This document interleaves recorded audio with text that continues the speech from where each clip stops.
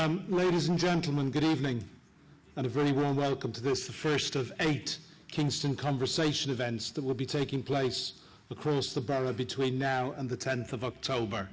Apologies for 2 things first. One, I'm terribly nervous, so I'm referring to my notes because there's a few things that I have to say and I don't want to miss any of it. The other thing is I didn't realise before we came down, and the leader and Andrea have noticed, we're up very, very high. That wasn't deliberate, but it was by the time we actually noticed it, it was too late to start pulling the mics and tables around, so please excuse us for that. Look, my name is Cormac Smith. I'm Head of Communications at Kingston Council, and I'll be playing the part of Master of Ceremonies and, more importantly, Chairman for tonight's conversation. In a few moments, I'm going to hand you over to Councillor Kevin Davis and Councillor Andrea Craig, who are going to say a few words about why we are holding these events and talk a little bit about the plans that the Council has for the borough in the coming years. What they say will be fairly short. As the name implies, this is meant to be a conversation, so we want to spend as much of the next hour or so hearing from you and discussing the issues that matter to you in your local areas. First, I want to say a few words about how I hope this evening's session will run. And again, bear with us a little bit. It's the first time we have done this, so we will see how things develop. And then I've also been asked to make a few housekeeping announcements. As I said, I think Kevin and Andrea will initially speak for no longer than 10 or 15 minutes between the two of them. And as there are no submitted questions this evening, we then want to get straight into any questions or points that you have to make. My job tonight is to try and ensure that everyone here who wants to ask a question or makes a point gets that opportunity. For that reason, I would ask you to be as concise as possible and please avoid making long speeches. As there are likely to be a lot of issues raised, if necessary, I will limit the discussion on each issue to around 5 minutes so we can get on to the next topic. Please work with me, and I promise I'll do my very best to be fair to everyone, to make sure that everyone here who's come along, who wants to say something, wants to ask a question, gets the opportunity to do it. The other thing I'd say is we may not, or indeed the councillors may not have the answers to every question that you ask tonight. If it's a particularly detailed question, what we will do is we will take your name and address and we will get you a written answer as soon as we can after that. But we will certainly do our best to answer any questions that you have tonight. What I'd like to do now is, we have sitting in the front row, we have a number of ward members. So if I could ask them very briefly just to stand up and turn around and introduce themselves to you so you know who they are. Sir.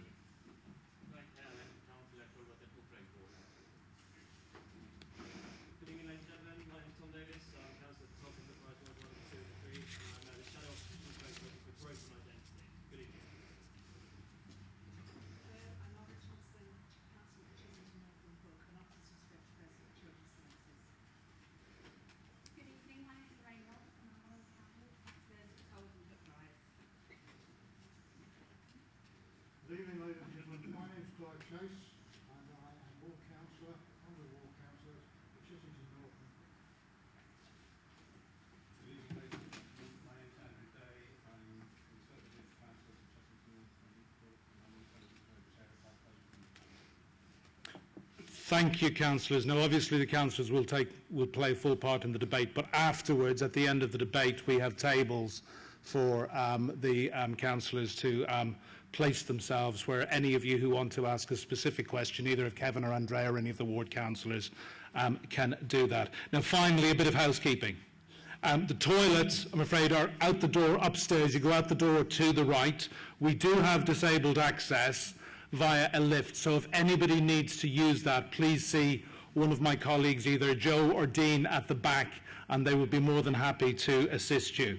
I should also tell you, you can see the camera, we are streaming tonight's event live over the internet to give the opportunity to hear proceedings to anybody who couldn't get down here tonight. The other thing is a plea from me, there's feedback forms on all of the chairs.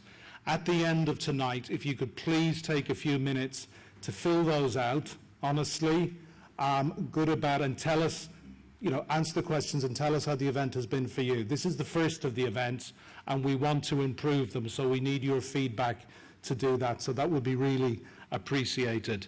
And finally, there's no scheduled fire alarms, so in the unlikely event that anything does happen, please listen to me and my colleagues and move in an orderly fashion to the exits. But as I said, it's a very unlikely event, I believe. So without further ado, thank you for coming, and let me hand you over to Councillor Kevin Davis, the Leader of the Council.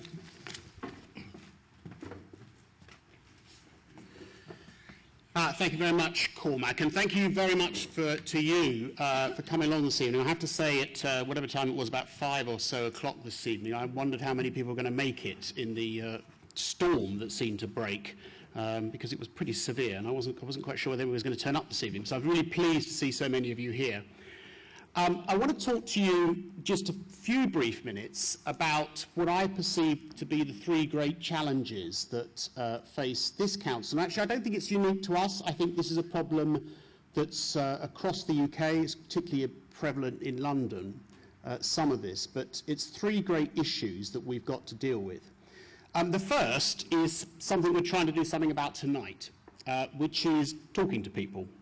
I have a view, and I know my colleagues have a view, and this is not a political party issue. I think everybody agrees that councils in the past have been pretty lousy at talking to residents, engaging with them and understanding them. They tend to call it consultation, I think, which is a pretty bad word, unfortunately, because consultation for me tends to be us saying, this is what we're going to do you like it or not? And I'm hopeful that tonight is the start of a completely different relationship and a completely different conversation that we need to have and we should be having with people in a very, very different world. So that's one issue of the 3 that are vitally important to us. The second one is one which has become a bit of a signature again across London, which is the issue of growth. And growth is a significant problem for us all. In the last 10 years, maybe some of you will believe this, but in the last 10 years, our population has grown in Kingston alone by about 11%. We've accommodated that mainly through extending into existing homes and trying to stretch the infrastructure that is there to meet the demand that we're experiencing. But this is where it gets more complicated, because demand is going to grow even greater over the next 20 or 30 years. London is currently got a population of about 8.9 million. By 2050, that's going to grow to over 11 million. In fact, our population now has only just got back to what it was during the 1930s prior to the war.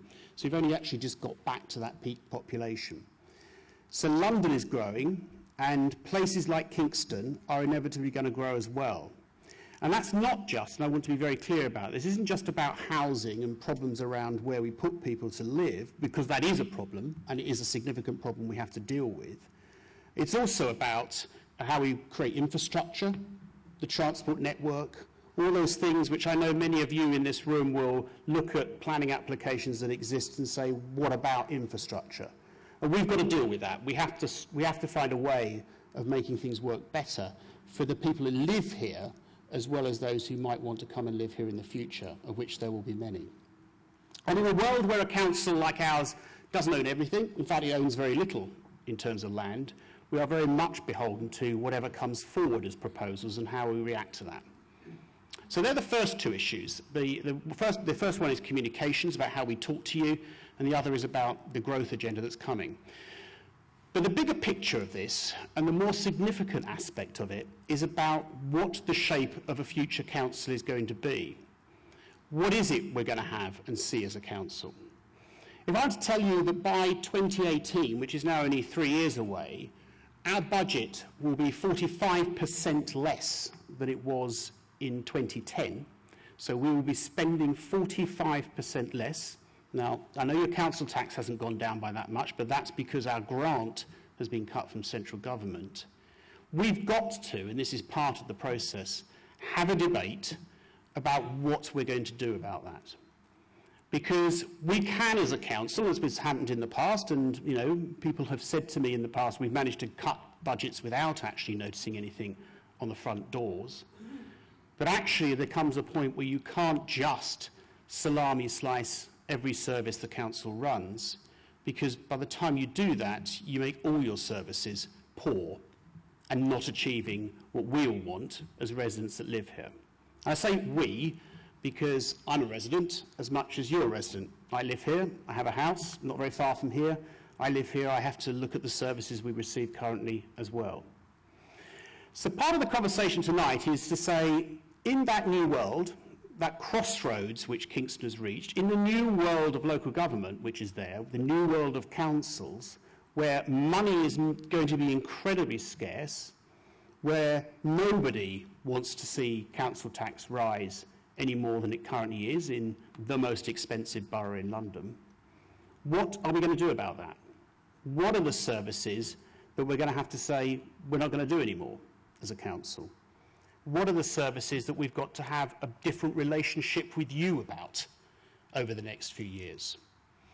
What are those services that you treasure and wouldn't want to see touched? And what are those services which you consider maybe marginal or have less impact if they were to disappear? Because I am certainly of a belief, and I hope many of my colleagues are, that just salami slicing and cutting back is not the future relationship we're going to have. So we've done some work so far. We had an all-in-one survey, which I'm sure some of you participated in back last year. We got some results out of that, and some of what I'm talking to you about this evening is based on those results, particularly things like how you feel in control of what goes on within the borough area and the council, and where we can do more to try and achieve that. We've picked up some of the things that are important to you from that survey.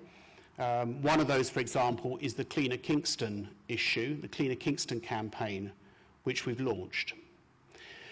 I'm going to stop for a minute because obviously, as Cormac has said, this is a conversation, but I am going to ask Andrea to just talk to us briefly about the Cleaner Kingston campaign, what that means, how it works, and then I hope we can get into a debate and a discussion and some questions, and we'll try and be as open and honest as I possibly can about the position we find ourselves in, and I hope you'll want to engage with us both now and in the future. So thank you very much. I'm not going to stand up because I've got a dodgy knee, but I just wanted to echo what Kevin and also Cormac had said and say thank you for coming, because there's a large number of you, which I think is a really good start for us with the Kingston Conversation. Where the ward I represent is Canbury, which is in North Kingston, and we often have public meetings when there's a specific issue, as I know you do very well here in south of the borough, and I think actually often solutions are found, collectively by the community rather than the council saying what should happen. So I really welcome the opportunity for the Kingston Conversation. I think it's going to be very exciting.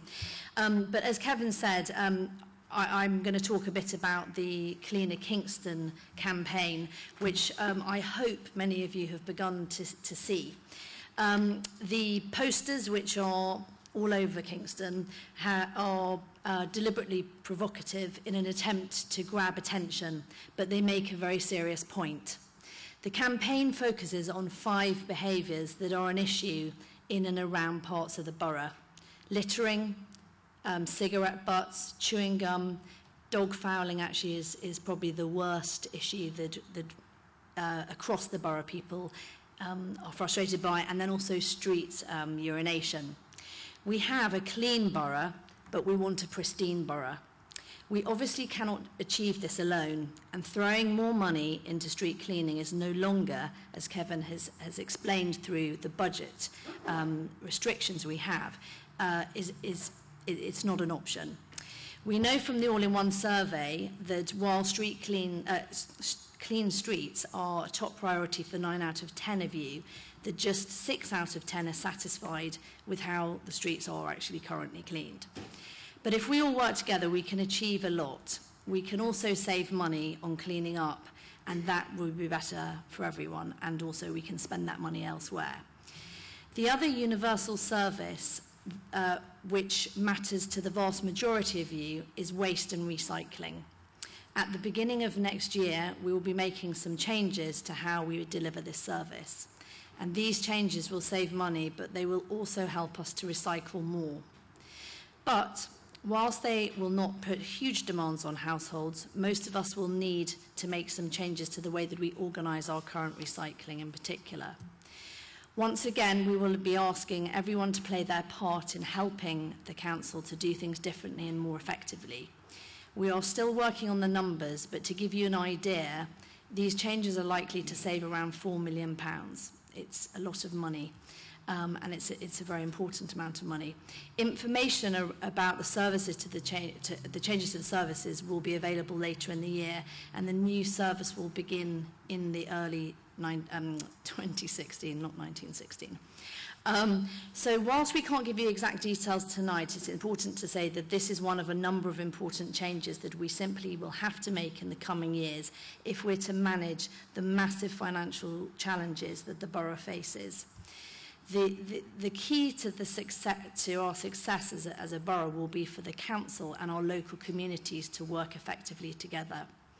As Kevin has already said, the world for local government really has changed forever, and securing our futures and the futures of our borough is going to require us all to work together in a way that we probably have not done before. That is both exciting, but it is also very challenging. So while we'll answer as many questions tonight as honestly as we can, I hope that we can also begin a really good conversation on how we can tackle the future together. Thank you. Kevin, Andrea, thank you very much. We will now take questions. I would ask you to, myself and my colleague Dean will go about the floor with roving mics. So I would ask you to wait for till the mic gets to you so everybody can hear you. And that's it. So I think, Dean, this gentleman in the blue sweater, the first question. In connection with the Cleaner Kingston, I think the council could remove the beam from its own eye rather than the mote in our eyes and start getting value for money out of the contractors. It seems the schedule is designed that the road sweepers in every conversation comes up regularly at the CDRA, is that the street cleaners come along after the recycling people. Recycling people aren't tasked to clean up after themselves. There is this mythical person that comes along after them, who's never been seen, to clean up. So but you've left 2 weeks, we have 3 weeks rubbish in our road every time. We're not helped by some of the denizens of this school, but we're wasting money on street cleaning. Might as well not have it. For the, you look at Surbiton Station, you look at the cigarette butts down there. I've seen a man down there. He might as well have waved a handkerchief at them. We're paying money, and we're not getting any performance. It's contract management where we're losing money, and that's the responsibility of the senior people in the council, the chief executive, who isn't driving through performance. You come to Villiers Road, we're changing the recycling system again. Why? We don't get value for money out of our existing recycling. The money is wasted hand over fist at the tip because we're not baling cans and plastic. So we're paying for a 40-footer high cube trailer to take away 5 to 7 tons, I'm told. Whereas if it was baled, we'd be taking away 24 tons on a flatbed, which would be a hell of a lot cheaper. Has there no one at the council? Is there no one down there who can look at these things? They have been told. The council has got to start delivering value for money before it starts talking about what we used to. We are wasting a large proportion of our council tax on things like that. Street repairs, another example of dreadful contract management. Alexandra Drive, the curbs outside the shops have been replaced for the 3rd time in 2 years because the contractor's not being tasked to do the job properly. They're replacing the curbs. The curbs need to have a proper foundation. It needs to be dug out. Half of it, like me, can see that. We're paying people, engineers, £60,000 or £80,000 a year not to see it. It's because it's penny wise, pound foolish. But spend a penny today and spend £5 tomorrow. That's the attitude, I'm afraid, until the management of the council, Councillor Davis and other senior people get a grip of the executive, we're going to go on like this. So that's a point very well made. Andrea, would you like to respond to that, or Kevin first? I'll add afterwards. Let me deal with a couple of issues. I mean, I can't answer some of the detail which you've asked, but I will deal with the issue about value for money. I mean, I would completely agree with you. I mean, there are some fundamental issues about deriving value for money out of services that are there, but that's not something that is done overnight. It is something that takes time to drive value out of a contract. One of the issues which I think is important to remember is, in fact, I was having a very interesting conversation about this afternoon with somebody else, that the actual amount of money that is spent on what I would call visible services to you as residents and to me as a resident is relatively small in the bigger picture of the entire budget of the council. The vast majority of the expenditure of the council goes on issues around social care, particularly, and that's very, very large, an incredibly large proportion of the budget. I can't remember the exact figure, but it is an incredibly large proportion. And of course, one of the problems with that budget is that that's one of our worst budget pressures, because that's the bit that's growing faster than anything else, because thankfully we are all living longer. And interestingly enough, we're not seeing the trend that happened in the past 30 years, which is that people were retiring out of the borough. They're no longer moving away in the same way that people used to and going off down to Dorset. They're tending to stay in London because they can be surrounded by the facilities that are here for them. And that puts more pressure on adult social care budgets. So while I don't decry the issue of value for money, it is important on all services, and particularly on things that are waste. All I'm doing for you is putting into context that the costs of those services you're talking about are relatively small in comparison to the savings that somehow we've got to save.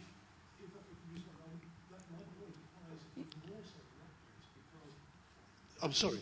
My point applies even more so in that case. If the visible contracts are wasting money hand over fist, Agreed. what is happening to the subterranean contracts? We have no idea. Yeah, absolutely. Yeah. And therefore it's even more important for the management, the chief executive, Yeah, absolutely right. to get a grip and justify his substantial salary and benefits. Yeah. So I just wanted to add to what you were saying. I actually agree with almost everything that you said. In the 5 years that I've been a councillor, and obviously we have been in administration for 1 year, and I've lived in Kingston for 13 years, we went from weekly road sweeping to fortnightly to now once every 3 weeks. That is what happened. But the reality is, it's not good enough. It isn't good enough. And actually, I was in a meeting that Kevin wasn't in earlier this afternoon, and we were talking about Westminster Council as an example, and they have a grading system for street cleaning, 1 to 4, and they have an inspector that goes round, and the cleaners do not get paid. If they get graded actually, and we do need, as a council, I'm from the private sector, and it's quite horrifying when you're from the private sector and you go into local government, because it just works entirely differently. It's very slow, it takes a really long time to get anything done, but it's not effective or efficient. Not effective is the wrong word. It's not always efficient. And you're right, we have to do a lot better with our contracts. And actually, what will happen with the change to the waste and recycling, and I'm massively into the environment, as Simon knows down in the front, we have got challenges around it, but we need to have better contract management, and we also need to change how we do things. But we take away your points, and they're valid. I think this gentleman down in the yellow has a question to ask. Oh, the lady in the green, I'm sorry. No?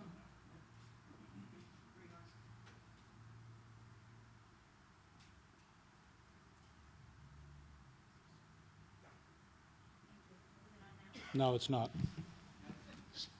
I'll speak very loudly. I think our street sweeper is a lovely man who does an exceptional job. The problem is he comes on a Monday afternoon, and then the rubbish is collected. Thank you. I won't shout at you now. And then the rubbish is collected on a Tuesday morning. So I go with approximately 12 hours of a clean street. I have emailed, I have spoken to people. The street sweeper, I spoke to him, and he said he has spoken to his superior, who told him that's just the way it is. This is our money being used in a nonsensical fashion. If the man at the bottom who sees that it's not working reports it to someone, at some point someone should say, let's change the schedule. When I have emailed, I have received responses saying, that's just the way we schedule things. Well, then stop wasting my money. Don't pay that poor man to do a hopeless task. And what would it hurt for our recycling folks to have these scrapers to kind of pick up as they go along? That wouldn't hurt any of us. It would just make our roads look nicer. When I leave here tonight, I'll go back to my home on Gladstone, and I'm going to sweep the glass that's broken in the middle of the road, as I do along with my neighbors every week. It's frustrating. I've asked this for so many years. Why don't we change the schedule? Well, that's the way the contractor has told us he wants to do it. We are paying the contractor. Let us dictate to him how we would like the work to be done properly. Completely agree. I'm being waved at by Councillor David Cunningham, who can answer, Cormac, is that okay? Who can answer this question more. But just to say to you that actually, we should have sweeping immediately after the collection. Of course, that makes sense. So that has to be fixed. I mean, that's just not rocket science. It's fairly basic. Fairly basic. Can I just respond to that? There is a problem with, I'm David Cunningham, I'm one of the councillors. There is a problem with rubbish having been left during the collection, which is one of the reasons why we are revamping the collection service, which will start next February. And the basis of that will be that the collection of the recycling will be collected on the footpath, not taken from the footpath to the road, which is where most of the problems are, and it gets dumped. It's dumped. So from next February, we've got a new form of collection which we believe will considerably overcome the problem of things being left in the street after the collection. Not only will it be a more efficient collection, but it will certainly be cleaner. It'll also mean another problem which we have as regards collection, where in fact people's boxes are not returned to the right property. In this case, they will not be being taken away from the property, so we won't have that problem, and lots of other issues. So I do take the point. It is a problem. We have addressed it, and we've addressed it by the new collection service. But in the meantime, give us your address, and we will try and do something about it. Because the other thing I would say also is that the gentleman you're describing, your street cleaner, he's an amazing asset. An amazing asset. So, for example, I think they could do things like, if your brown bin goes missing, say, we've noted your brown bin has gone missing, here's a new one. It could be really very helpful. Anyway, that's from a mum of 3, and we have lots of rubbish. Folks, I've got lots of people trying to get in. I'll be with you in a moment, sir. I would ask you all, just as I say, be nice and concise, please. Well, before I start, Bruce McDonald gets £220,000 a year. That's with his pension and his wages. And how many of you have seen Bruce McDonald? Anyway, I'm sorry if I sound... I'm not going to apologise for sounding naive, but when I voted in the local elections, the first thing I did, I looked for people that lived in my borough, in my part of the borough. And then I looked at people that worked hard on our behalf. So people like Andrew Day and Rachel Reed and Patricia Bamford, right? So when it comes to really important issues, such as the Tesco site and what's going on at Tolworth, I want to discuss those problems with my local councillors at a Southborough Borough meeting. But you've taken that away. We're supposed to have localism. You've actually taken the discussions about Tolworth and Tesco's, etc., and moved it into the centre. But as soon as it goes into the Guildhall, we get the kindergarten effect. We get the them and us across the tables, and it's politics. It's not democracy. So I know, why can't we discuss the important issues locally at our Southborough Borough meetings? Yeah, what this gentleman is referring to is that quite a lot of you may not be aware that about the structure of the council. We have neighbourhood committees. There are 4 of them across the borough, which meet to talk about local issues or take decisions regarding local issues. The council has recently taken the decision that when it comes to major planning applications, that they will be decided by a Development Control Committee in 2 stages. So the first stage is that there will be a consultation meeting where anybody can turn up. The developer will be there and will present the scheme. Objectors can be there and present their objections as well. And this is in place of a neighbourhood committee meeting to discuss it informally, without any particular issues around the law and how they discuss it. The issue, I think, is, in a sense, is that we need to change the way we engage with people. That's what it's about. It's about reducing the number of meetings which are held by the council. Because A, they have a cost attached to them, and B, in our view, they're not engaging with people. We don't see great groundswells of people turning up to meetings. I attend neighbourhood meetings from all sorts of parts of the borough and don't see a huge turnout. This is the largest, for many I'd have seen, at any of the neighbourhood meetings that have taken place is here tonight. And the reality is that in the quasi-judicial system that is planning, it is right that the people who are objecting object to the people taking that decision, not to those that are actually there just to consult with you. And I think that's the correct approach. I mean, as with any change, I'm being open about this. I mean, I don't have complete knowledge of everything that's going to work or not work. If we find that scheme is not the right scheme, then we will review it. I've undertaken that on numerous occasions. It's not conducive to somebody who's a bit nervous, etc., putting their honest point of view over. The Southborough Borough is a much more relaxed atmosphere, and people are open and honest, and then we tell our people that represent us what we feel about it, and we expect them to go into the arena where they know what the rules and regulations are and fight our battle for us. Yeah, I just disagree. I fundamentally disagree. No, exactly, so we disagree about that. All I'm saying is, all I undertake to do... No, that's... Localism is about decision-making, and that's not decision-making. It's conversations. Decision-making is when the decision is made, and in this particular context is a legal... No, absolutely, in decision-making. That's not decision-making. Okay, so currently planning applications that go to development control, as this would have done anyway, it wouldn't have been decided by the neighbourhood ever, under any scheme. In the current system, the previous system rather, there would be a development control meeting. The officers would turn up and inform the committee and the audience what the scheme was. The objectors then have 5 minutes to submit their objections, which I hope you'll agree, and I hope everybody agrees in this room, is ridiculous. On a complicated scheme, 5 minutes is nowhere near enough to summarise the issues that might be there, particularly on a large scheme. The proposer of the scheme, the applicant, the developer, could then reply to those objections for 5 minutes as well. And then the committee takes a decision. That's how the old system worked. What we've done now is said that we want to open that up. So there are now a 2-stage meeting. There is still that meeting, but that's the second meeting. Prior to that, usually a week before, there'll be an open meeting where the developer can turn up, present what it is they really are doing, as opposed to just what the officers are reporting on the paper. The members of the Development Control Committee can't comment on the scheme because legally they're not allowed to, but they can actually question and listen to what is said by the developer.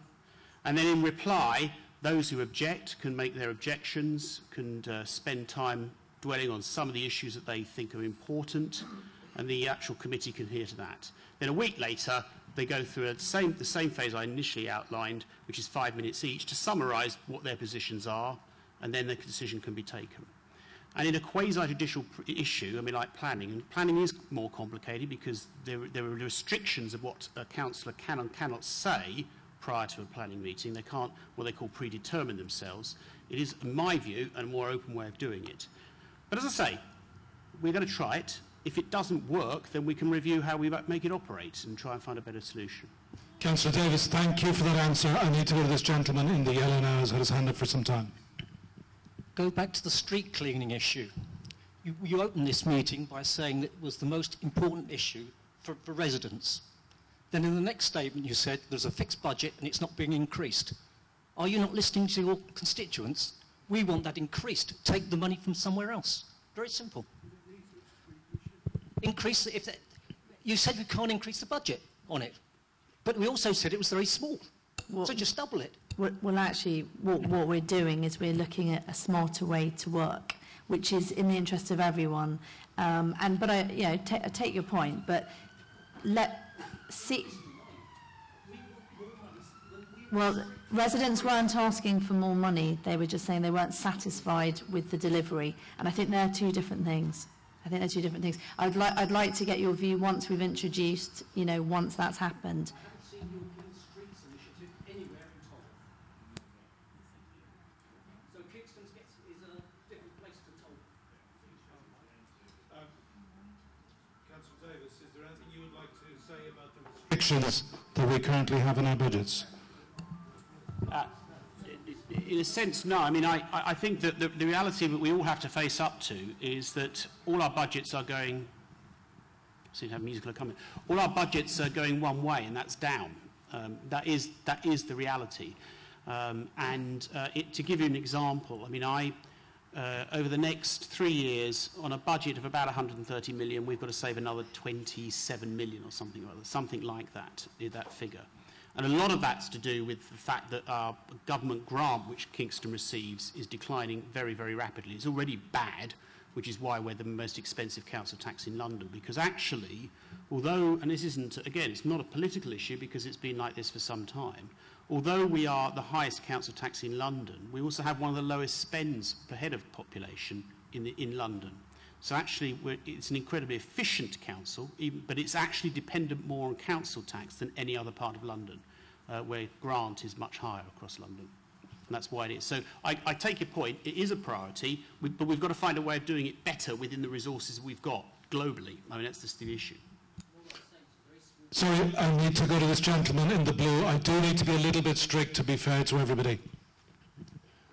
Yes, you can hear me. My name is Kieran Kirk. I live in York Way, Chessington. The problems that several of the speakers have mentioned, in my view, it all boils down to local government mentality and attitude. That's where you need to make some changes. Now, from that, let's go to the Community Housing Trust proposals for Kingston Council's council housing. Is it proposed that when a board is set up to run the Community Housing Trust, that it will have responsibilities for all the functions of housing? Or are we going to end up with the council cherry-picking some and the residents left with what's left? Thank you. It's probably worthwhile explaining what a community housing trust is, because I'm not supposing everybody knows everything about it. For those of you who are not aware of this, Kingston has obviously its own council housing. Unlike a lot of boroughs, actually, because it's actually becoming somewhat rare, we actually still own all our housing stock. Over the years, there's been an attempt at what's been called a stock transfer, where it goes to a housing association. They run it on behalf of the tenants and the council. We actually had 2 of those, which the residents voted against, and so that hasn't happened. So we still own all our housing stock. Back last summer, we were approached by the Kingston Federation of Residents Associations, who the sort of umbrella organisation for all residents associations, with a proposal that it becomes part of a community housing trust. Now, there are various options here. It doesn't involve us giving up our council housing. It's really more about how it's managed and run. And so the proposal is it goes across to this trust, which will basically be that the residents are more in control of their own destiny, as far as it's legally possible without transferring the stock. The debate that's going on at the moment is what elements of the entirety of the housing service would be transferred across into that community housing trust, which is what you're referring to. The current position is that, in my view, everything is in until somebody comes up with a good reason for it not to be. And certainly that's my position. It always has been my position. And the officers of the council, if they have a view that something shouldn't be in that service, they've got to come up with a damn good reason for it not to be there. That's what I've shared with the Federation, Kingston Federation, so they're well aware of my position on it. We are reviewing what things are going in. There are some which are more complicated and more expensive than others if they get transferred in, and there's got to be a debate about whether that's appropriate. So, for example, the housing currently, council housing currently is part of our own contact centre where people ring in with problems, and it's all put into that at the same time. What we've got to work through is if that becomes its own entity with housing, is that more expensive and therefore a burden on the people that live in those housing in council housing? So that's where we are. It's all in until it's out, and that's the position we're starting from, unless there's some very, very good case to be put, but that's currently under debate. So the £220,000 to set it up comes from the council housing only? Sorry? The £220,000 that's going to cost to set up, will that come from the council people only? Yeah, the housing revenue account will be where that comes from. Obviously, the work's going on at the moment where we are spending money as a council on looking at the options and the promotion of it. Sorry, folks, I'm going to move it on because there's still a lot of people this side of the room. A gentleman in blue, please. Thank you. I have a couple of simple, basic questions and a specific question. The first question is, would you please explain to us why the grant from central government has diminished and will diminish further? Secondly, would you be kind enough to, I agree with what you, personally agree with what you've said about salami slicing. Obviously it's better to have proper services, albeit less of them. Would you therefore say which services you wish to retain and which services you are thinking of getting rid of? I'm quite happy with being in Kingston. I've been here for about 40 years. My specific question is, I've been living in a close which is about 100 metres long since about 2000. In 2004, I suggested that the pavements ought to be repaired because otherwise my elderly mother might trip over and hurt herself. In 2005, she died. It's 2015, and the pavements have never been repaired. Nearly every one of the paving stones is cracked. So, thank you very much for the questions. Can I ask Councillor Davis to respond, please? There was 3 questions. Okay, I don't want to go through a tedious explanation of local government finance, so I'll try and keep it quite straightforward. Councils only have 3 sources of money. The first source is us. We pay council tax, and that's a significant source. The second source is business rates. Now, we don't set business rates. That's set by government, and it's a fixed amount across the entirety of the country, which is the multiplier they use on business rates. We benefit particularly from business rates in Kingston because, of course, we've got a very, very vibrant town centre, which contributes an enormous amount to business rates. It is the largest shopping outside the West End, and for that reason we get an income from it. Recently the government changed the law. It used to be the fact that we collected business rates and gave it all back to government, and then they gave us a bit back. Now what happens is that we keep 30% of it, 20% of it goes to the Mayor for London, and the other half goes back to government for redistribution amongst those areas of the country that don't have the same sort of support. The third income source is our grant. And our grant is being cut basically because, as it is in all of local government, because of austerity. So there is this government drive to reduce expenditure. In this instance, it comes to us via cutting grant. And government are very clever. They do other things as well, which make life more complicated for us. They've just announced a reduction. It doesn't impact us, it's more housing revenue account, but a reduction in rents of 1% a year for the next 4 years for council tenants. So there's lots of things that government does, but grant is certainly one of them. We have made a proposal to government, which is something we're working on at the moment, to try and get financial independence from them. Because if they were to increase our business rate retention from 30% to 54%, then we could give up the government grant. Now the beauty of that is that as our business rates grow, as we get more business come into the borough, then actually the benefit from that is far greater to us than the declining grant that we're going to lose at some point in the not too distant future anyway. To give you an example, if they were to implement the scheme which we're negotiating with at the moment, instead of having to save £27 million over the next 3 years, I'd only have to save £10 million. So it's a big difference that can be made if we can negotiate strongly with government about that. You asked specifically about which services. Well, look, I'm not here to list services that are going to be cut. That's a process we're looking at the moment. We're in a sort of locked into a process now of what's being called outcome-based budgeting, which is saying, rather than just salami slicing, what is it the things we want to achieve as a borough, and how do our budgets match up to that? And then we can start to take decisions about what things are going to help us achieve those things we want and what things aren't. But let me give you one example. It's actually a pavement example, actually, because our pavement repairs are in a bit of a mess, and they have been for some considerable time. It's not pavements, but if I give you an example, even our tree pits, empty tree pits, it would take over 20 years at the current rate to replace all the empty tree pits we currently have, putting aside those that might occur in the meantime. So we've got some significant issues around that. There is a budget for that, and some of it's being spent. We're trying to spend it as fast as we can. We did spend an extra £1 million last year on potholes, and we hope that we can repeat that at some point in the future, and repairs to pavements was part of it. But actually, the pavements is a really good example of what we may have to do in future. So I have a road in my ward, in Malden, which hasn't been resurfaced in its pavements for probably 35 years, 30 years, something like that, which is probably about right.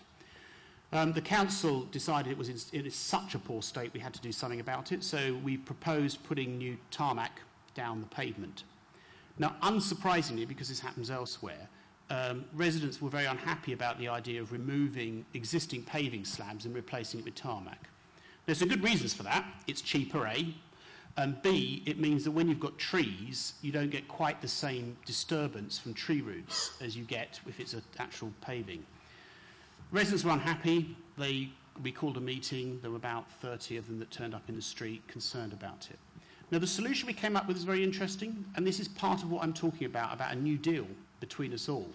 The solution was, well, okay, let me do the tarmac because it has a very good reason for doing it. In return, I'll try and put your grass verge back that was taken out 25 years ago for a reason inexplicable to all of us. And we'll make the street look better. But, and there's a but, I can't cut the grass.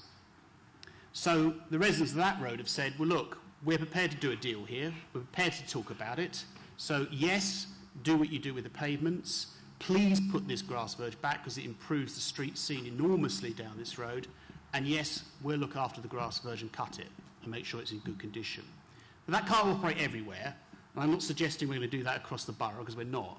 But it's that type of discussion I think we're going to have going forward about what services are and aren't appropriate for the future. Kevin, thank you very much for that. There's a gentleman in a light blue shirt at the back who's next to ask a question, please. Well, first of all, I'd like to say welcome the initiative of having these town hall meetings and the concept of a conversation. What plans do you have in place to keep that conversation going? Because there's obviously a lot of problems and they can at times seem quite intractable, the problems you've described. And it must be right that the way forward is to work very closely with residents. What is your view on how that conversation can be maintained? There's a few other things we're going to do.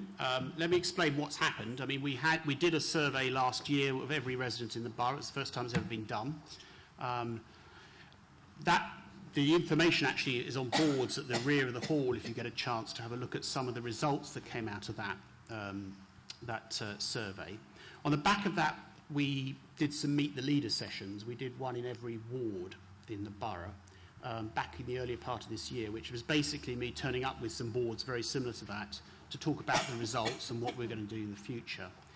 This is a series of conversations, so this is happening now and is another 7 or 8, I think it's 7, I think it is, which we're having across the borough. But we're not going to stop. We are going to keep doing this and keep coming back and keep having this debate and this conversation with you because it's really important, I think, for all of us to actually engage.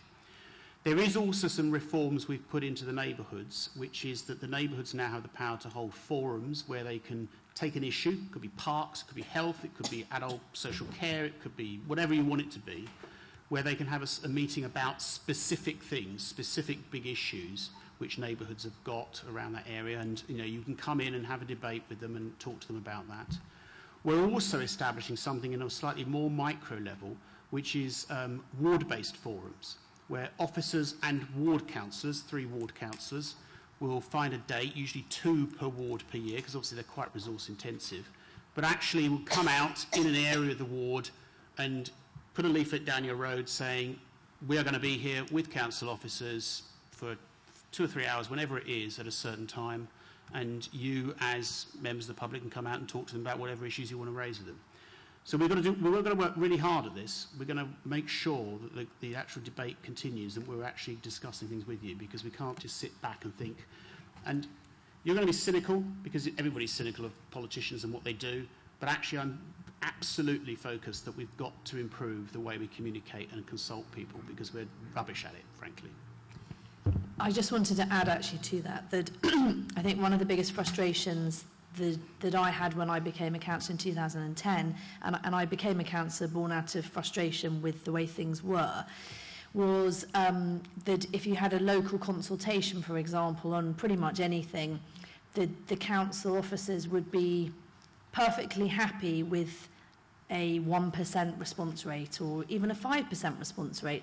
And when we as councillors sort of would question officers and say, well, that seems really, really low, they say, oh, no, councillor, it's fine. It's because everyone's really happy with it. And of course it wasn't. It was because nobody was actually being consulted. And, you know, the world has moved on a lot, even since 2010. And 10 or 15 years ago, myself and my colleagues would get handwritten letters. You know, they'd be sent to the group office. The person who's written to you would probably expect a response within the next 7 to 10 days. The world is totally different. You know, if someone sends us an email, they want a response back, and of course they do, and they deserve that. But we as a council have to totally modernise how we communicate, both in the way that Kevin is suggesting, with sort of outward facing all the time, but in consultations. Is putting something in the Surrey comment and a letter drop, is that significant enough anymore? Probably not, is what I would say.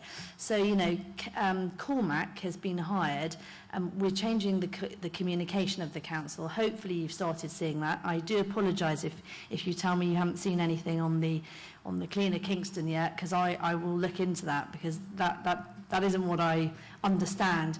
But, you know, the communication of the council is drastically changing. We were very inward-facing, both officers and councillors, you know, and we're outward-facing. And the one thing I would say, which hasn't been mentioned yet, which I think is really important, I'm from a business background, is we can have stuff done on to us. You know, we have the restrictions that are placed around funding from central government, and we do have to, you know, work within those confines. But we can also grow ourselves out of the problems in some respects. And there are partnerships that we are not currently using. For example, in my portfolio, which is growth and identity, I have schools, I have business, and I have art and culture. There's lots of crossing over that can happen, but the council has historically always worked in silos. Actually, many businesses work in silos, but it's really, really poor. So, like, one department is really bad at talking to another department. There's massive efficiency savings if everyone communicates better. But for me, the key is the community. And I'm just going to raise one thing which we've done in my ward. So dog fouling is a major issue in my ward. It's probably the biggest issue that residents get cross about, and it's because we live near Richmond Park, which is lovely. But so a group of residents got together, and I'm a parent and I've got 2 dogs, and we were like, right, what are we going to do about it? Because the council hasn't got, well, we had a dog warden, but then they had to be cut. And so it's like, how are we going to solve the problem? And we created this campaign called the Poosaders, which basically goes around, and we have biodegradable spray paint. So we sprayed the poo, the dog fowl, and we are letting particularly older people, sort of making people aware of the problem. But you know what, we've already seen a drop in the amount of the problem. We now are backing that up because we've got enforcement officers. So we're piloting the enforcement officers at the moment, but they're going and issuing fines. And unfortunately, I'd rather not do the carrot and stick, but you have to do that sometimes. And the point is, so we as a community are working together with the council and the police, and we're finding a solution. And I just think that the community often, as I said at the beginning, finds solutions better than the council. So That's what I would say to that. Andrea, thank you. I have two more questions. Gentleman here in the light jacket, then lady in the blue top. Okay. Thank you. My question relates to the provision of affordable housing in proposed new developments, such as the old Toby Jug site in Tolworth. I think the government's target is something like 50%, and what is actually proposed is 13%, or certainly the low teens. My question really is, have the council been too relaxed in negotiating with developers and accepting such a low figure? Thank you. This is a complicated area of, to discuss, really. Let me just deal with the 50% affordable and all that sort of first stuff, and then I'll talk about why we end up where we are. The 50% target is actually our target. It's actually the council's target. It's not laid down by central government, and it's actually in alignment with the London plan target, which is also 50%. So we have another plan which is there, which is 50%. The issue about this is that in Kingston over the last few years, we've been getting around about 19% affordable housing. It's not a recent phenomenon. It's been going on for quite some time. And the reason for that is very straightforward, is that affordable housing, when it comes to planning, is calculated on the basis of what the cost of developing the property, the land is. And this is the bit that falls out the bottom, unfortunately. Now, there is a significant problem here. There's two problems. One is that the whole scheme under which you devise whether something's got viability to be built and whether there should be affordable housing is deeply flawed. And we are lobbying both government and London government to look at whether there is a pan-London way we can try and address that particular issue, which is the first thing. The second problem, and I'm going to be perfectly frank with you here, because I think it's important we are frank with you, is what is affordable housing? Because even in that 19% of affordable housing we may have secured over the last few years, how much of it actually was affordable to a nurse or to a teacher? Because if you are currently earning £25,000, we're not talking a mortgage over about 100,000 on current lending, and even at an affordable rate, those properties aren't that price. If you discount, I'm not sure what they are, but probably in any scheme that goes up in Tolworth at the moment, they're probably talking about 240,000 for a one-bed flat. I mean, how the hell are you going to get to 240,000 on a £20,000 salary? So we have to be honest about this. I think affordable housing is something that's a word that's used to not defraud us, but to pretend that somehow it's creating something that's desirable and needy, when in actual fact, I'm not absolutely convinced it is. So we have to find something else to think about. Now, one of the things that is being discussed in the council is that whenever we look at the issue of growth, which we haven't touched on much, but it is important, because we are going to get people who want to come and live here, that we don't just isolate single sites like Tesco or whoever else and think that that's going to generate affordable housing for us. We have to look at it more strategically as a borough and say, actually, our problem is we need more council homes. And we need to build more council homes and more council homes and more council homes, because only then will we start to address the issue of where our kids go and live when we want them to move out of our houses, because we won't be able to do it otherwise. So what we are embarked on is an estates regeneration programme which has started. We've started the process of looking at what we can do on our estates, because many of our estates, if you go to the Cambridge estate, for example, it's that sort of pretty awful post-war design, that's a concrete mess, that's not just bad construction, it's non-standard construction.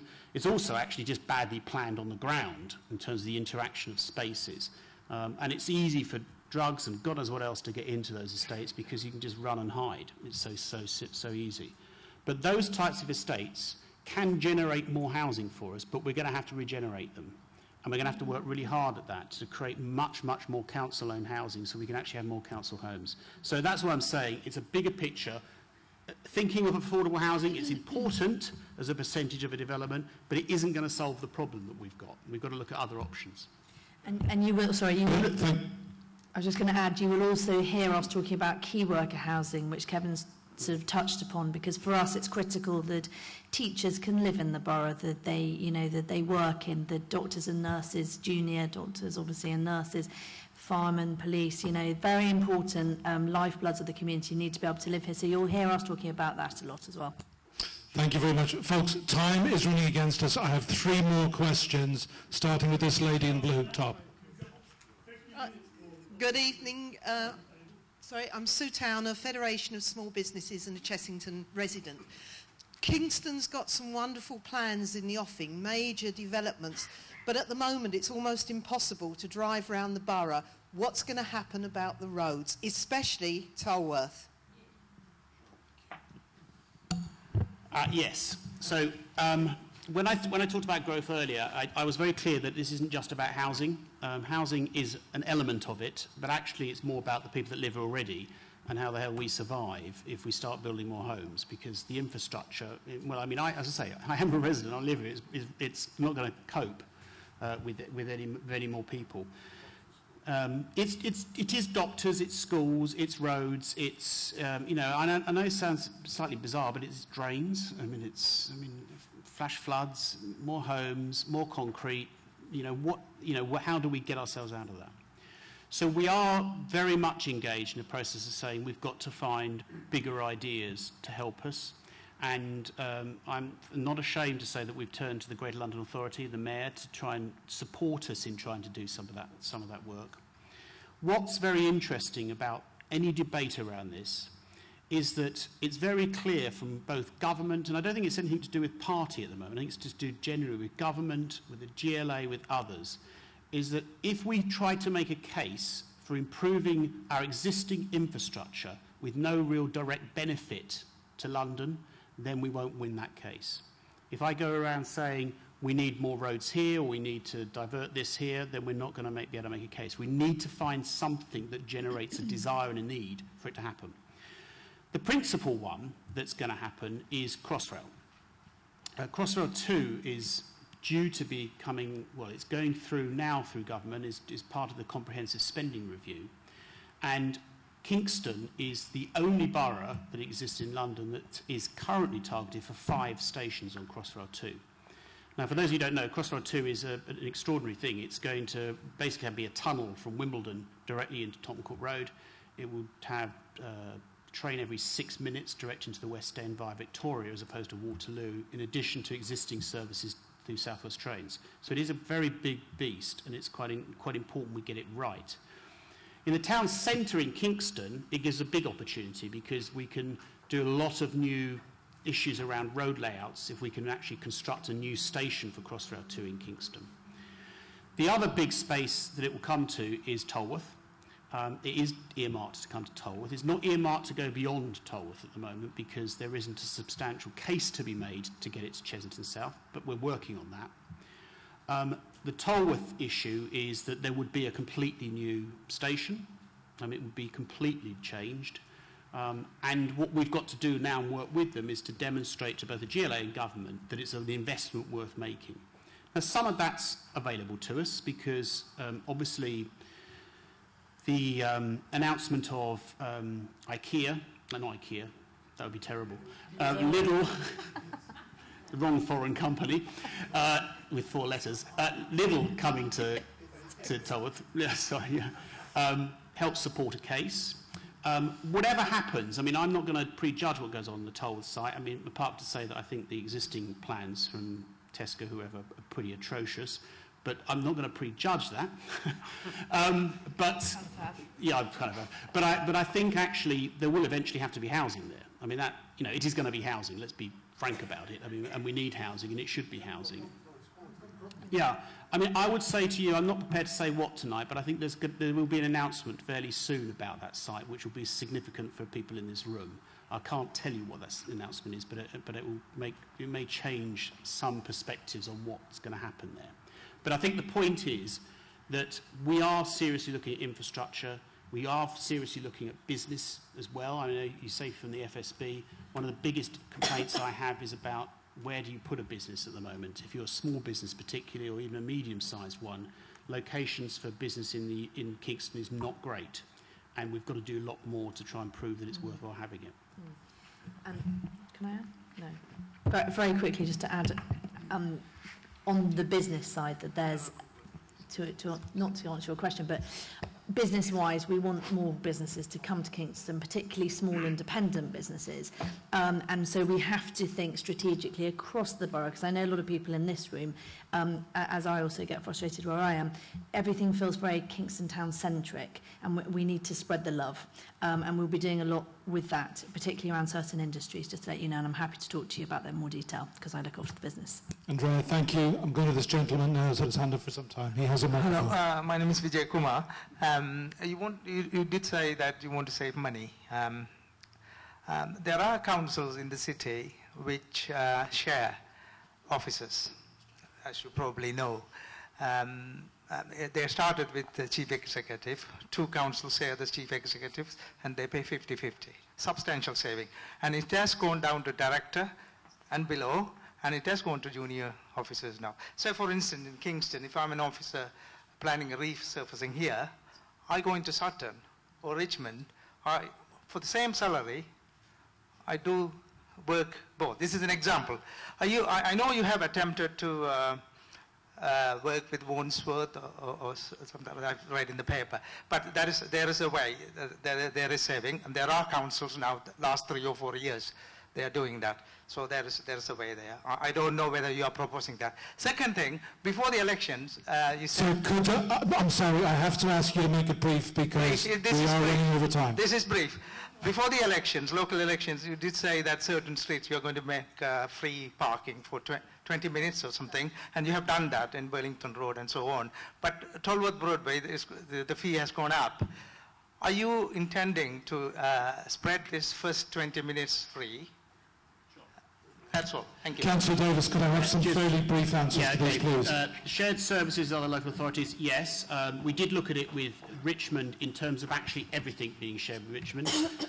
There were some fairly significant problems of doing that, is what we discovered. That it's about sovereignty, about how you ensure that when we on your behalf take a decision for Kingston, we're not taking it because Richmond wanted a particular way, and there's a debate that's always existing there. We do have quite a lot of shared services. It's not new. We have been doing quite a lot even in the previous administration, and we've just extended, as it happens, highways and others to sharing with Sutton. So there is more to be done with that. I have to say to you, though, in my view, having looked at it very closely and looked at other boroughs, shared services help some of the problem, save some of the money, but it doesn't anywhere come near close to saving what we require overall.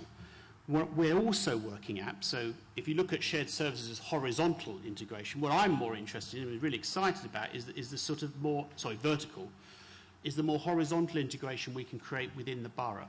So what more money can we save by being much closer to the health service, to collaborating with the police more than we have done in the past, to the job centre, to other public services to try and create savings around that. The other one, quickly, on 30 minutes free parking, there's been a trial going on in a number of places to look at 2 different schemes. We'll be fairly soon announcing what the rollout of that is, but we hope by the end of the year there'll be 30 minutes free parking starting to roll out across the borough. Given, thank you very much. We have 2 more questions. The session is going on till 9 o'clock. Yes, sir, you are getting your question. The session is going on to 9 o'clock, but we need to make time for the breakout sessions where you're all going to have an opportunity if you want to speak to the councillors individually. So, this gentleman, please.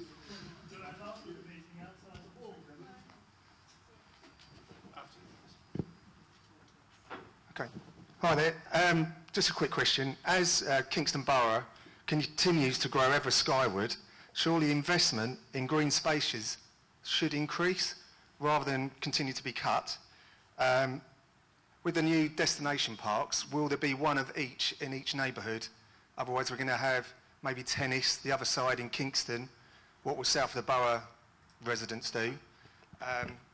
And within each of those green spaces, will there be opportunities for residents to recycle their litter, not just litter? And lastly, my main concern is, with the destination parks, will money be taken away from south of the borough and maybe put into planting in Kingston Town Centre, that kind of thing, because they want to save money, but it's going to be taken away from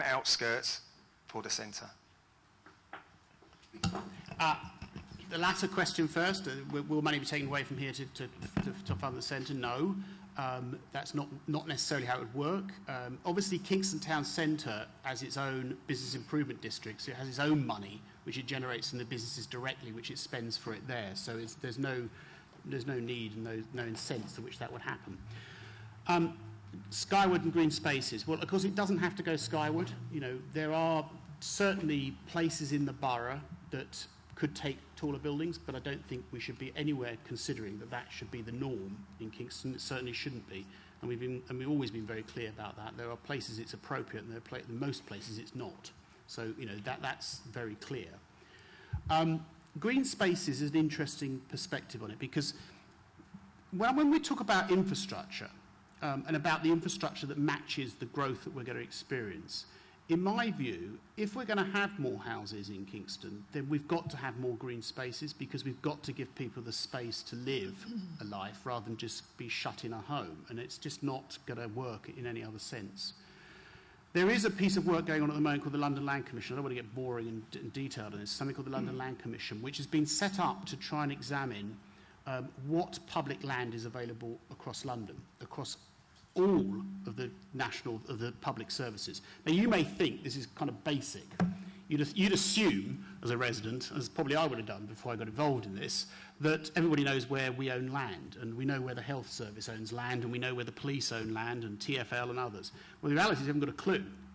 And what's going on across London is that they're bringing together a whole bunch of public services to explore that land. Now, in Kingston, we've been quite much at the forefront of this. And we've had the beginnings of the embryonic report, which demonstrates how much public land there is in Kingston that's available. Now, my view on it is that some of that public land should be used to enhance our green spaces. So we shouldn't be just building on it, which is what inevitably people think we should. We should be using that to open up as green space, so that when other developers who own other land come and develop, we can create more parkland and open space for them. So that's something we're exploring. It's something that's really important. I mean, London is one of the greenest parts of, I think it's one of the greenest cities in the world in terms of parkland. And I know you're aware about the London Parks Initiative that's currently going on about the Greater London Park. And we're certainly enthusiastic supporters of that and want to see more green space as we grow. I think, and the only thing I'd also add is that actually the purpose of the consultation is to find out from you guys, from residents, what they want. And I think what's very good is we've got sport and leisure, which is in my portfolio, and then there's Terry Patton, who's our colleague, is looking after parks and green spaces, and he and I are working really closely together around environment, but also the health benefit, just making sure we've got a really good holistic sort of overview of what we're trying to achieve. And again, we can only do that with your help. And to your point about the litter, I agree, the bins. We need to make sure we have recycling bins in as many convenient locations as possible. Folks, I'm just aware this question and answer session is going very, very well, and there still seems to be quite a number of people want to ask questions. Now, we're going over time, so what I'm going to ask you, in democratic fashion, could we have a show of hands if you would rather continue on with this and have less time for the breakout sessions, or if you would rather wrap it up? So if you'd like to continue this debate for another 15 minutes, could we have a show of hands, please?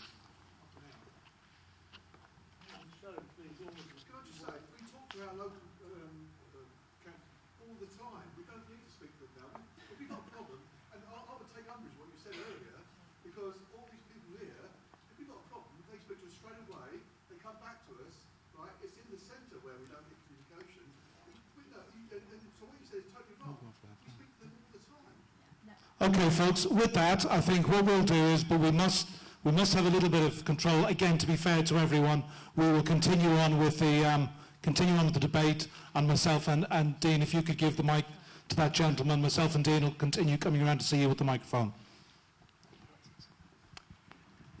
Councillor Davis is quite hot on some of the small details, and he's also great at generalisations, but they don't always match. Now, he's talking about affordable housing, and he's talking about Crossrail, and he's talking about the London Land Commission. What, as far as Tolworth is concerned, is actually to be decided at the DCC this month or next, in either one stage or two, about this. Is it possible to refuse the scheme on affordable housing, or what sort of details will be discussed, or has all this precluded and it's all been decided in some way? Because I don't understand how his generalisations mean on the ground. Is Tolworth Court Farm included in the London Land Commission? And does it affect what he's planning to do with that? Also, Tolworth Station and other things, is he making decisions, things being discussed over our heads in Tolworth by all these things, whereas local people might not want it? I hope that makes some sense. Let me just deal with the affordable housing. No, I wasn't suggesting there's anything wrong with affordable housing or anything like that at all. I'm merely reflecting what the position is. I'm not reflecting what necessarily might be in any single planning application, because it would be wrong of me to do that. We always have to be careful with planning applications, because planning is not a black and white art. Because a scheme exceeds some figure or underperforms against a figure in one area is not necessarily on its own a reason to refuse something. So there's always has to be a balance of arguments that's made about that. And I'm sure that the Development Control Committee will come to a judgment as to what the balance of arguments is on each of these schemes. I've no idea how they formulate that. I've not seen any presentation from officers about where they sit with it. So it's really a matter for them, and they have to weigh it up. And that's why I say it's a quasi-judicial issue. It's something that's done in a slightly more legalistic form than any other normal decision that's made. In terms of Crossrail 2 London Land Commission, well, the issue there is that obviously when there comes a point of Crossrail 2, in a sense, crossing the threshold and it actually becoming a scheme that can be funded, then there will obviously be a great deal of consultation that goes on. It's not something that the council itself would run, because it's not something that the council has as its own scheme. As you're probably well aware, Network Rail owns its own land, and the TfL would have to consult around what they were to do across Crossrail 2. But it'd also have to be a pan-London consultation about the route that Crossrail 2 followed.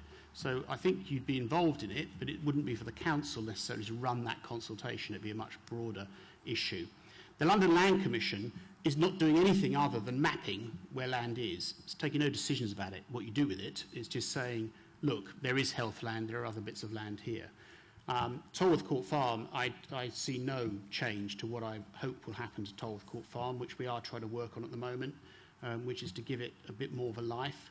I think one of the interesting things, I have quite an interest in heritage. One of the things in Tolworth, for example, which I think is very underutilised, is Tolworth's history, which is very fascinating. It dates back a very, very long time. It certainly dates back before Tolworth Tower, which kind of seemed to be the symbol of Tolworth nowadays. But actually there's a very fantastic medieval history about the way Tolworth grew up, and the Domesday Book and the recording of it, and I think we should be doing more to try and make that history alive in Tolworth as part of the whole development of what might come in the future. I still think you're strong on generalisation. Could I ask whether we're discussing what residents are saying, but there's a lot of people who are residents who are also employees. And I'd like to know whether there are employees who are at quite a low level who've got very good ideas about where money's being wasted, where there are changes that could be made, but they don't feel able sometimes to say it. Sometimes they're actually discouraged from saying it. Sometimes they're asked questions in such a way that the answer is this or this, and not what do you think. And is there going to be a possibility for staff, ordinary staff, to contribute to this? Yeah, interesting enough. I hope there is. I mean, I'm not. As a councillor, it's a very difficult, slightly difficult position, because I'm not. Well, so I suppose in legal sense we are the employer as councillors, because the council is the councillors legally. I would hope that staff are encouraged to engage with the whole process. I mean, I did actually attend a staff consultative committee in the last year, actually, that that one of the members of was a staff member who's giving a very interesting presentation to us about the youth service. So I hope that is encouraged, and if it's not, then I'd like to hear about it, because it should be. Councillor Davis, could I just maybe add a point on that, just a point of fact? We've just carried out a staff survey, which we carry out every 2 years. Now, this year, what we did was we added a number of questions. One of those questions was to ask staff for the one change they would like to see to improve the council over the next 12 months. So, as an officer, I think I can reflect that there is increasing efforts being made to get good ideas from staff, but I'm sure that there is always more that we can do. Sorry, Andrea, you were going to... No, sorry, are you actually an RBK employee? Okay, I was just checking. I took it that you were... Okay, small business, thanks. I'd just like to go back to what you were saying about your planning. I come to local area meetings and I think they're very good for discussing planning, and I should be very sorry to see it taken away from them. And the other point I was going to ask you was, you have these planning ideas and what have you. Are you going to bring them round to the area that is affected by them, or are you going to discuss them in your little offices stuck in, what's it, 1 and 2 council offices in the middle of Kingston, which generally speaking are not very easy to get to for people who are working and living in the boroughs out here? And if you work in London, you wouldn't have been able to come to this meeting this evening even, because you wouldn't have got home in time. Sure. On the issue of locations, I mean, I'm encouraging the Development Control Committee to get out of the Guildhall and to go to the location, particularly when it's a major scheme, because obviously these major schemes can take up a whole evening for development control, so I think they should be encouraged to come out here and actually to parts of the borough which the decision is being made in, to encourage people to go to it. The timing of meetings is always an issue. Unfortunately, it's got worse of an issue in London, I think, over the years. You know, I think we can try and do better, but the difficulty is, of course, we all have to work. I mean, whether you're a councillor or not. As it happens, I mean, I tend to spend full time at this at the moment, but if you're a councillor, you tend to have another job as well, which is always a problem for us as councillors to try and deal with. But I think we should be engaging more, and we should be having development control taking decisions in the place that actually they're actually discussing. Thank you. This lady. Katrina Tatnall, Vice Chair for the Malden Rushet Residents Association. Just wanted to say that the new crossroads that we've had implemented has made a huge improvement to our village. But what I wanted to also address was at the time when the crossroads were being done, we had to have another 50k injected into Rushet Lane to have the ditches and the hedgerows cleared. I'd just like to know if we could have confirmation that the rest of the village will be kept up to date with the clearing of ditches and also the hedgerows. Although we've had 50k injected into it, yes, it's improved it, but we need the whole of the village addressed.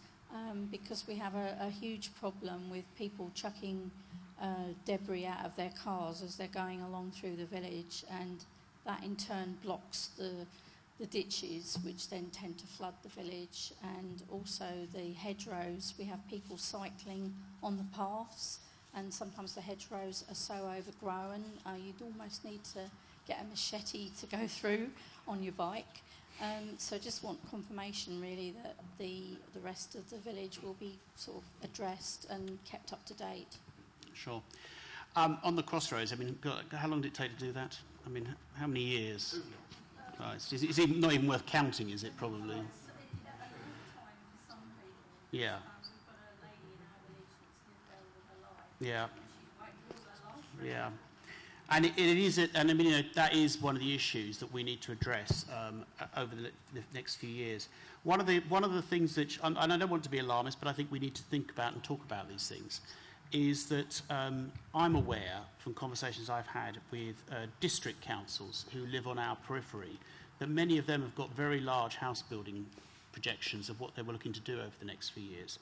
I heard a figure, for example, in Mole Valley, which of course bucks up pretty much closely to that part of the borough. They're talking about 70,000 homes across Mole Valley. Now, Mole Valley is quite a big district, goes down to Horsham, so it's not exactly a small area, but certainly that northern bit, and there's already a very controversial scheme that's happening down the other side of the M25, which we have to worry about. But why do we worry about it? Well, because I think there's a danger that that could just generate more traffic up the 243, and we've got to work out what we're going to do about that. So it's not forgotten. We are looking at it. I'm not suggesting we have a solution at the moment, but we're certainly thinking through what the options could be if we see lots of development down that part of the borough as well.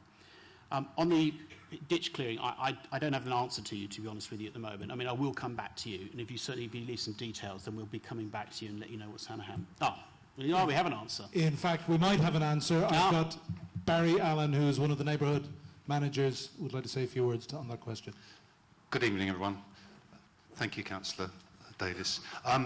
As everyone knows, the main road, the A243, is TfL road. It's not RBK.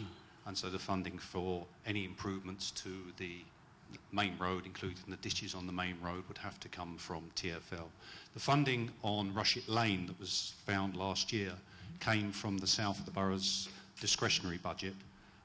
They found £50,000 to improve the ditches on Rushet Lane, which was done as part of the improvements to the crossroads. But any further improvements in that area would almost certainly need to come from Transport for London.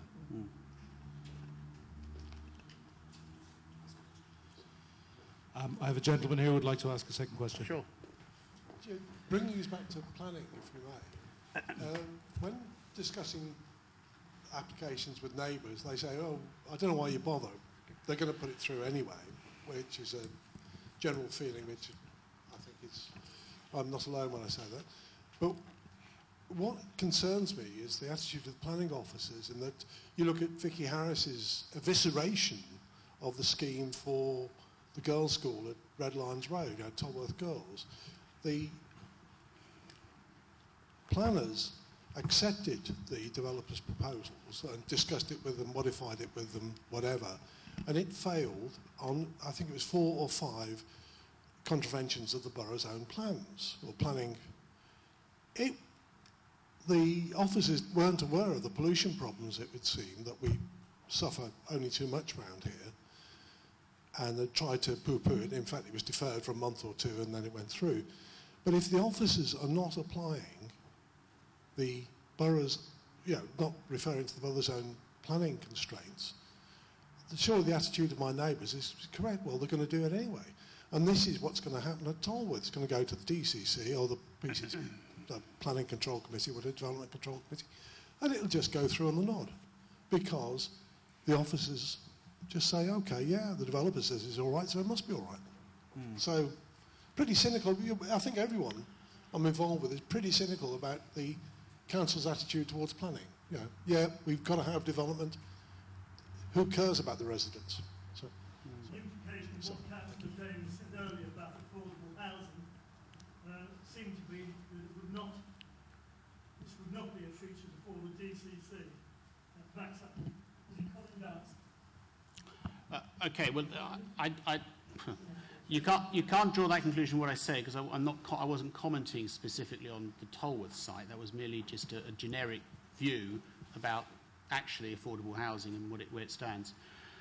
The thing about planning is, and it is a very complex area of planning, I have to say. I mean, the basic principles are that there are planning policy, and there are 3 levels of planning policy. There's the national planning policy, there's the London plan, and there is our own local development plan. Now, the issue is that none of those plans can be out of kilter with the plan above it. So we cannot set policy that's contradictory to the London plan, nor can we set it that's contradictory to the national planning framework, but it wouldn't be, because the London plan can't be either. So there is a tiered approach to it. When it comes to, I mean, I'm not a planning officer, never have been, never would want to be, but I mean, when it comes to the judgment as to whether something should go through or not, it can't be ever about black and white, one meets the policy, doesn't meet the policy. It is always that balance of judgments. So there may be 2 or 3 reasons why it fails. It could be density, affordable housing, it could be all sorts of things, but it actually, on balance, it might be acceptable. Now, I don't know what magic sometimes they use when they come into that judgment. All I would say to you is that recent history has shown, and I'm talking recent history, is that the Development Control Committee has been quite independent-minded and has frequently gone against any recommendation that officers have put down over planning. So it's not something that necessarily is just going to be nodded through by councillors if they're against it, or if they feel that the balance is more one way than it is the other. I think it's inevitable people will be cynical about it, but I'm just putting the case that there is a balance. Councillor Davis, thank you very much. I am going to wrap up now because we have gone half an hour over time. Councillor Davis and Councillor Craig will be here for another half hour or so, as will all of the ward councillors and myself and the other officers, if you want to talk to them one-to-one. I have one final plea for you, and that's the forms on your seat. If you could please fill them out and tell us what you think about the night. Tell us any ideas you have to make it better. It really is important. Again, this is the first of 8. I think it has been a good start. I think an hour and a half of discussion, and we could keep going on, has been very encouraging. But I would like to make some time for you all to speak to the councillors individually. So thank you very much for filling out the forms. If you can give it to one of my colleagues on the way out. But in the meantime, the ward councillors will be on various tables, as will councillors Craig and Davis. Thank you very much.